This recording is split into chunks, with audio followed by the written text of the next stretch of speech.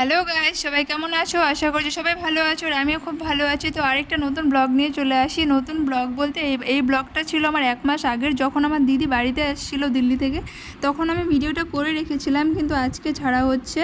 এতদিন একটু ব্যস্ত ছিলাম যার জন্য ছাড়তে পারিনি, তাই আজকে ভয়েস দিয়ে ছাড়ছি। তো দেখো, সকাল সকাল বাবা গিয়ে মাছ নিয়ে চলে আসছিলো বাজার থেকে। এটা কি মাছ ছিল আমি ঠিক জানি না, তোমরা যদি জেনে থাকো অবশ্যই কমেন্ট করো। তারপর দেখো, আর 1 মাস থেকে না টানা বৃষ্টি হচ্ছিলো, আর বৃষ্টির পরে রোদ উঠেছিল। তো রোদ ওঠার সাথে সাথে আমার দিদি দেখো কতগুলো জামা কাপড় নিয়ে বসে ধোয়ার জন্য। আর এতটা পরিমাণে রোদ উঠেছিল মানে ভীষণ। আর জামা কাপড় দেখো পুরো ধুয়ে একদম মেলে দেওয়া হয়েছে, বিছানার চাদর যা ছিল ঘরের জামা কাপড় সব ধুয়ে দেওয়া হয়েছে। আর এই রোদ দেখে মনটাও বেশ ভালো লাগছিল, কেননা 1 মাস বৃষ্টি হওয়ার পর, 1 মাস টানা বৃষ্টি হওয়ার পর একদিন রোদ ওঠা মানে ভীষণ একদম একটা আলাদাই একটা ব্যাপার। তারপর বাবা বাজার থেকে মাছ নিয়ে আসছে, সাথে ডাটা নিয়ে আসছে। দেখো কত মোটা মোটা ডাটাগুলো নিয়ে আসছে। আর দিদিকে আমি দেখাচ্ছিলাম, এরকমভাবে বদমাশি করছিলাম। তো অনেক সময় বদমাশি করে দেখো আমি খেতে বসে পড়েছি সকাল সকাল।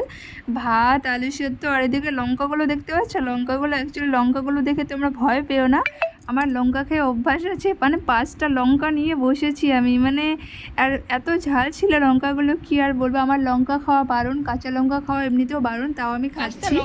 তো এত ঝাল খেয়েছি, ওদের মনটা শান্তি করে ঝালটা খেয়েছিলাম আমি, খুব ভালো লাগছিলো, মজা করে খাচ্ছিলাম সেদিন। তারপর খাওয়া দাওয়া করে না আমার খুব লেবু খেতে ইচ্ছে করছিল, খুব টক খেতে ইচ্ছে করছিল।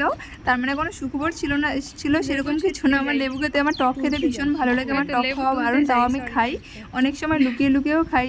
তবে তেঁতুল টকটা আমি খুব কমই খাই, একটু লেবুর টকটা একটু বেশি করে খাওয়া হয়। তাও এখন মোটামুটি খাই, ডাক্তার যেহেতু বলেছে আমাকে মোটামুটি লেবুটা খেতে পারবো, তাই মানে ডাক্তার যে বলেছে তেমনি, যেমনি বলা তেমনি কাজ, আমারও খাওয়া শুরু। এদিকে ভীষণ দেখো লেবু তুলতে চলে যাচ্ছে, আর ভীষণ বৃষ্টির জন্য না একদম পুরো কাদা কাদা হয়েছিল জায়গাটা। ওই মামাদের উঠোনটাও জায়গাটা ভীষণ কাদা কাদা হয়েছিল। দেখো পুকুর পাড়, এখানে একটা পুকুরও আছে, ক্ষেতের পাশে পুকুরটা আছে। আমাদের বাড়ির পেছনে পুকুর আছে। অ্যাকচুয়ালি আমাদের গ্রামে সেরে না সবার বাড়ির পেছনে পেছনে করে একটা করে পুকুর থাকে। তো যাদের গ্রামে বাড়ি তারাই বুঝতে পারবে যে পুকুর কেন থাকে, সবার বাড়িতেই থাকে প্রায়। দেখো মামিরা পাট খেতে করেছে, দেখো পাট গাছগুলো। এদিক দিয়ে যেতে হয়, এই জঙ্গল মঙ্গল দিয়েই যেতে হয় ক্ষেতের মধ্যে। ভীষণ সেরকম একটা জঙ্গল নেই, ভিডিওতে দেখাচ্ছি আর কি, ওরকম অতটাও জঙ্গল না। আর গাছ থেকে লেবু তুলতে আমার খুব ভালো লাগে। শুধু লেবু না, গাছ থেকে যে কোনো ফল বলো, শশা বলো, যাই বলো, আমার মানে যে কোনো ধরনের ফল পাড়তে না আমার খুবই ভালো লাগে। গাছ থেকে নিজের হাতে তুলবো আমার ভীষণ ভালো লাগে। বাজার থেকে যেটা আনবো সেটা আমার এতটা ভালো লাগে না হাতে নিতে।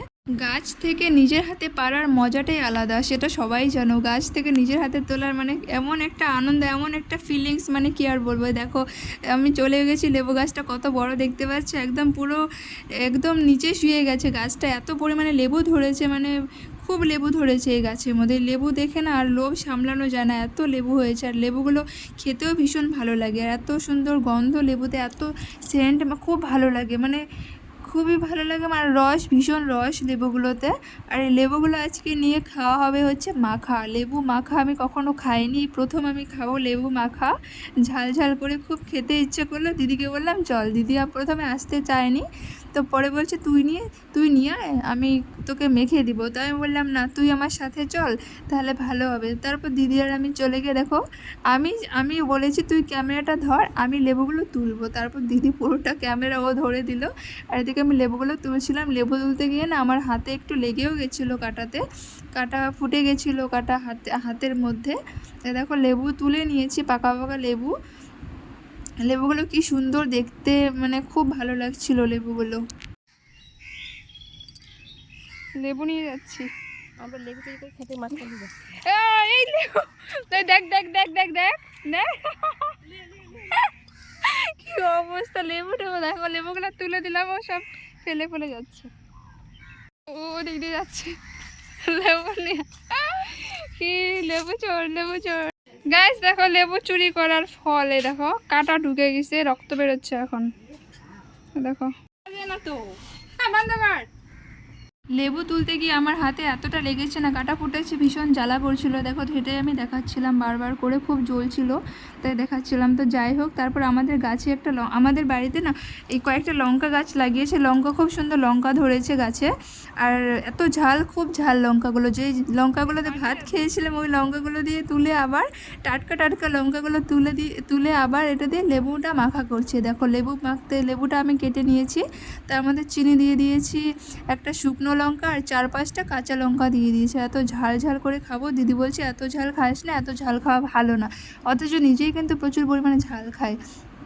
তো দেখো আমি মাখাই না, আমি লঙ্কা কখনো হাতে নিই না, কেননা আমার হাত ভীষণ জ্বালা করে, যার জন্য আমি লঙ্কা হাতে ধরি না। এ দেখো লঙ্কাগুলো দেখে আমার না, এখন যে ভয়েস দিচ্ছি না, আমার দেখেই জিভে জল চলে আসছে এই টকগুলো দেখে। টক আমি মানে টক ভীষণ ফেভারিট আমার, টক আমার এখনও ভালো লাগে, ভবিষ্যতেও ভালো লাগবে। টক আমার এতটাই প্রিয় একটা জিনিস। তো দেখো লেবুটা মাখছি আমি, মানে ভয়েসটা যে দিচ্ছি না, মনে হচ্ছে এখন একটু মাখা করে খাই, লেবু মাখা করে খাই, এতটা ভালো লাগছে। তো দেখো তোমাদেরও কি লোভ লাগছে আমার মতো? লোভ লাগলে একটু খেয়ে নাও। ওই দেখো কি সুন্দর করে মেখে নিয়েছে লেবুটা।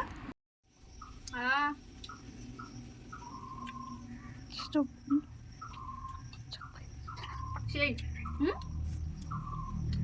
টক মিষ্টি ঝাল সেই। লঙ্কা দিয়ে দে, লঙ্কা তুলে দে না, লবণ লাগবে একটু বন্ধ করতো ক্যামেরাটা। কল করতে লেবু মাখা, নাও খাও খাও খাও খাও। খাবে সেই লাগে, লঙ্কা দে না।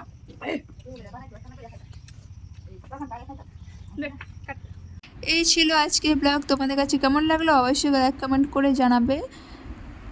টাটা।